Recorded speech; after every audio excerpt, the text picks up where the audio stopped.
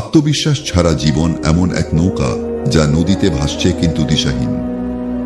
লজ্জা আর ভয় নিয়ে যারা চলে তারা জীবনে কোনো বড় কিছু অর্জন করতে পারে না, তা আপনি যতই মেধাবী হন না কেন।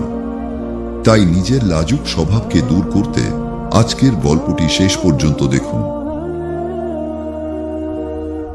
এক সময়ের কথা, এক ব্যস্ত শহরে এক ব্যবসায়ী বাস করতেন, যিনি লবণ বিক্রি করে তার পরিবার চালাতেন। এক স্ত্রী এবং 2 পুত্র নিয়ে ছিল তার ছোট্ট পরিবার।